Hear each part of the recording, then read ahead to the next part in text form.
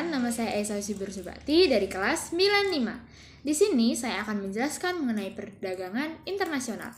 Sebelum itu, untuk menambah semangat kita semua, di sini saya akan menyanyikan yel-yel ataupun seruan dari kelompok saya. Selamat menyaksikan. Guys, this is kelompok 1.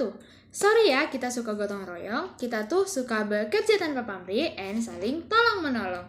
This is kelompok 1, Horang He. Nah, di sini saya akan menjelaskan mengenai perdagangan internasional. Sebenarnya, apa sih perdagangan internasional? Adapun perdagangan internasional adalah proses pertukaran barang ataupun jasa yang dilakukan antara dua negara ataupun lebih dengan tujuan mendapatkan keuntungan ataupun laba. Berikut adalah tabelnya. Di sini saya akan menjelaskan mengenai perdagangan dalam negeri. Yang pertama, kegiatan dilakukan dalam wilayah suatu negara. Yang kedua, pembeli dan penjual cenderung bertemu ataupun interaksi langsung. Yang ketiga, mata uang yang digunakan sama. Yang keempat, tidak dikenai bea masuk ataupun hanya dilakukan retribusi. Yang kelima, biaya angkut lebih murah. Yang keenam, kualitas barangnya bervariasi. Dan yang ketujuh ataupun yang terakhir, peraturan perundang-undangan sama ataupun hukum nasional. Di sini saya akan menjelaskan mengenai perdagangan internasional. Yang pertama, kegiatan dilakukan dalam wilayah.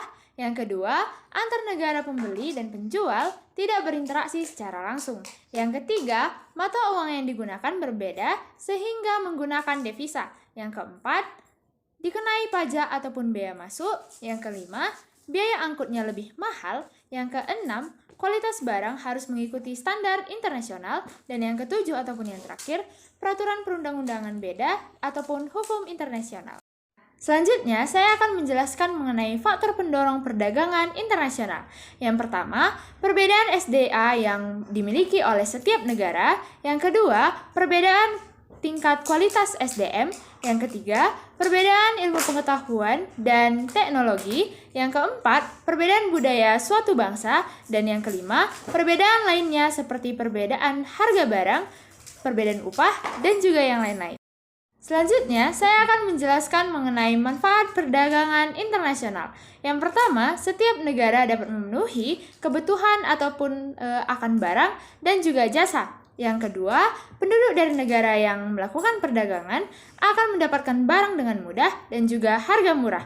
Yang ketiga, mendorong kegiatan produksi. Dan yang keempat, setiap negara dapat meningkatkan hubungan persahabatan antar negara. Manfaat perdagangan internasional yang selanjutnya, yang kelima, pendapatan negara meningkat melalui perolehan devisa hasil ekspor. Yang keenam, mendorong kemajuan ilmu pengetahuan dan teknologi karena masing-masing negara ingin meningkatkan kualitas dan kuantitas barang. Dan yang ketujuh ataupun yang terakhir, mendorong pertumbuhan ekonomi dan menyerap banyak tenaga kerja sehingga dapat mengurangi pengangguran.